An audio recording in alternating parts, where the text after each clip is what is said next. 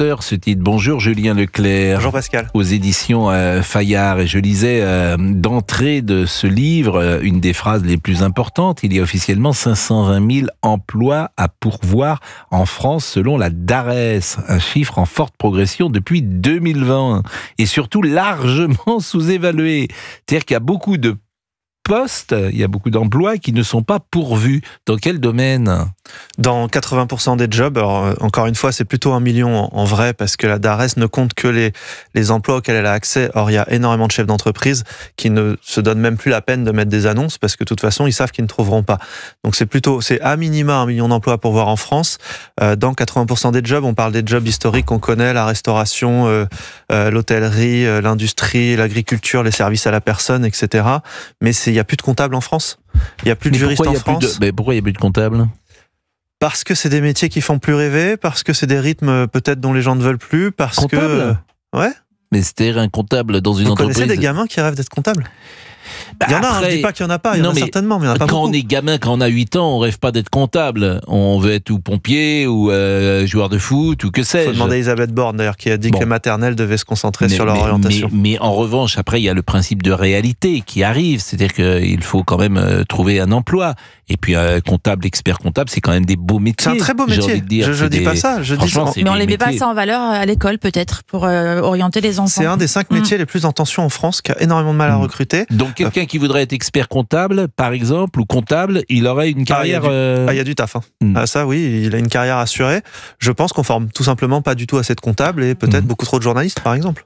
Alors ça, je vous confirme qu'il y a trop de journalistes, et trop de jeunes journalistes surtout, qui, bien sûr, et c'est compliqué parce que c'est plus difficile pour eux que ça ne l'était pour nous, mais c'est un métier très attractif, disons-le.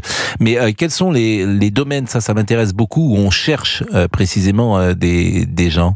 Je le redis, le bâtiment, il y a une énorme tension. Le métier le plus en tension, c'est tous les services à la personne, pour s'occuper par exemple notamment des personnes âgées.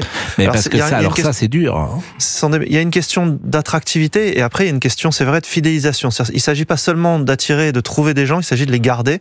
Et comme ce sont des métiers difficiles, il y a énormément de turnover, comme on dit, sur ces métiers-là. Donc la restauration, alors moi il se trouve que je gère une agence de presse, donc plutôt avec des journalistes, donc moi je connaissais pas ce sujet. Je savais qu'il y avait un problème de tension des marchés de l'emploi, mais je l'avais jamais vécu. Et vous savez, on est un peu égocentré, donc tant qu'on n'a pas vécu quelque chose, c'est un peu loin de nous.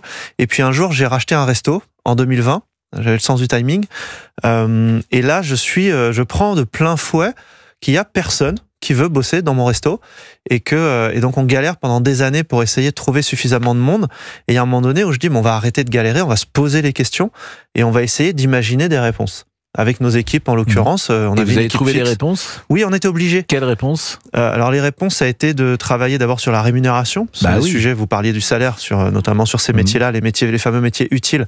Quelle est la juste rémunération ? Et en même temps, je dis ça, quand on est patron d'un resto où les marges moyennes en France sont de 6-7%, c'est pas évident. Un petit peu plus, le resto. Non, c'est parce que vous pensez qu'on fait du black, mais on n'en fait plus maintenant. Non, mais un petit peu plus, c'est pas 6-7%. Vous voyez, vous exagérez. La moyenne nationale, je vous assure, c'est celle-ci. Un bon resto, théoriquement, tu dois sortir 15%. Avec que le ciel des restaurateurs vous entende, mais moi, en tout cas, j'ai pas connu ça. Mais en revanche, comment on peut quand même agir sur le salaire ? Ensuite, il y a une énorme question de rythme de travail en restauration, évidemment. Les week-ends, les coupures, les soirs. Donc, on s'est posé ces questions-là. Il y a la question des logements, il y a la question de la mobilité, par exemple. Nous, on avait rajouté dans nos annonces d'emploi, on avait pris des logements à quelques kilomètres du restaurant, donc 5 minutes en voiture. La deuxième décision qu'on a prise, c'est de rendre ces logements, parce qu'on s'est aperçu que 90% des saisonniers qui postulaient n'avaient pas de voiture ou pas de permis. Bon, parfois, ils avaient la voiture et pas le permis, mais ça nous posait un peu problème. Et donc, on a rendu ces logements, on a repris des logements à 20 mètres du bar. Donc, il y avait un sujet de mobilité. Et puis après, on a tenté ce qui a marché, nous.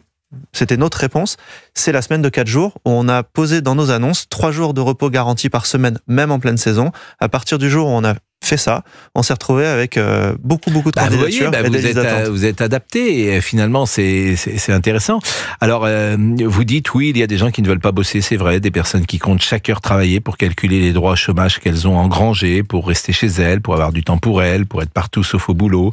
Un de mes salariés m'avait dit qu'il préférait ne pas enchaîner un CDI directement après un CDD parce que le nouvel opus d'un jeu vidéo qu'il affectionnait particulièrement sortait à cette période-là. Il comptait rester 3 semaines au chômage entre les deux pour pouvoir y jouer. Cette réalité existe, elle ne peut être niée.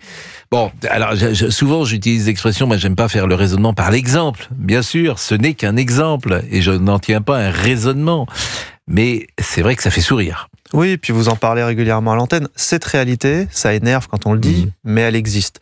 L'autre côté, ce que vont dire des gens très à gauche, vont nous dire mais oui, mais en même temps, il y a aussi des patrons qui se comportent très mal. Tant que vous traiterez vos salariés de cette façon, vous les payez aussi mal, etc. C'est normal que vous ne trouvez personne. Et c'est vrai que par exemple, la restauration paye quand même sans doute des décennies à avoir pas très bien traité les gens, notamment en cuisine.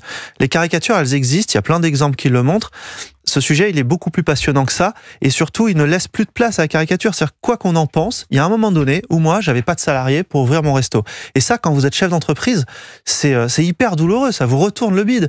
Vous passez vos journées à imaginer quelque chose, à imaginer comment je vais faire pour attirer des clients, la bonne déco, la bonne carte, le bon emplacement, etc. Vous avez des clients, et là, vous êtes obligé de fermer. De dire que vous êtes complet alors que vous ne l'êtes pas. Parce que vous ne pouvez pas servir les gens correctement.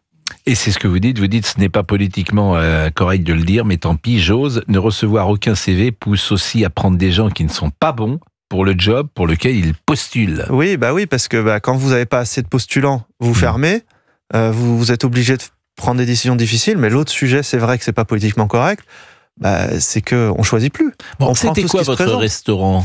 Une brasserie qui s'appelle le Bastion à Lectoure, dans le Gers. Bon, très jolie bourgade. Parce que c'est vrai que moi, je suis comme tout le monde dans Paris, je suis souvent dans des restaurants amis que je connais, et je m'aperçois quand même qu'ils ont su fidéliser les gens avec qui ils travaillent.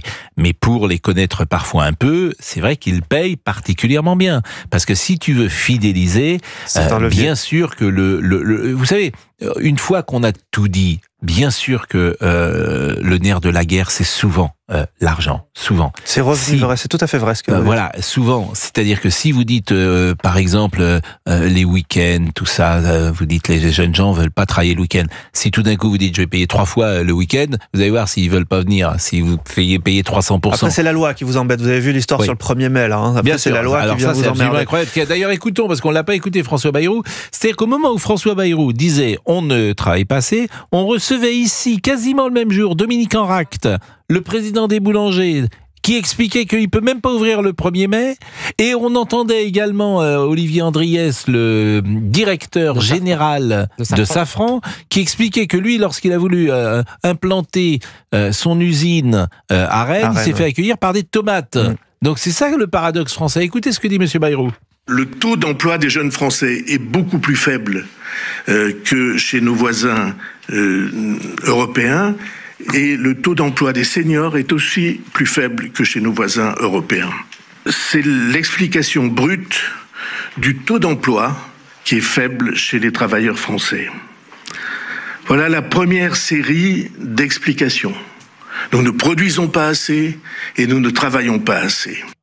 Et puis la question de l'argent, vous la posez. Comment augmenter les salaires enfin dans un métier où pleuvent les témoignages de patrons qui ne s'en versent pas.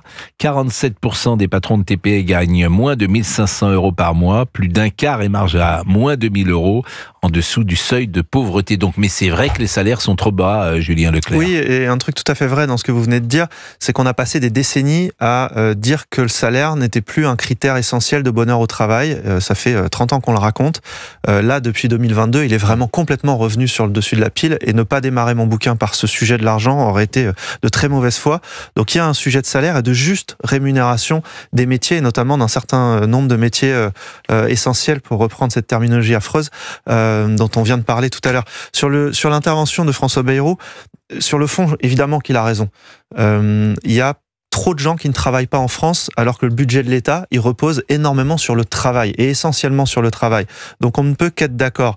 Moi, ce que je regrette en revanche, c'est que expliquer et donner cette explication, après, je sais pas depuis combien de temps il fait de la politique à haut niveau, mais ça fait un bail, ça c'est digne d'un enfant de CM2. C'est-à-dire qu'un élève de primaire est capable de dire ça, est capable de dire il faut faire des économies parce que l'État perd de l'argent tous les ans. En revanche, moi, ce que j'attends ensuite, une fois qu'on a dit ça, c'est quel projet sociétal. Si on emmène nous dire, aller dans les médias et dire les Français doivent travailler plus, pardon, mais ça ne sert à rien. Mais vous avez raison, d'autant qu'il a voté tous les budgets depuis des années, par définition. Il est 12h26, on est avec Julien Leclerc, il reste avec nous, recherche désespérément salarié aux éditions Fayard.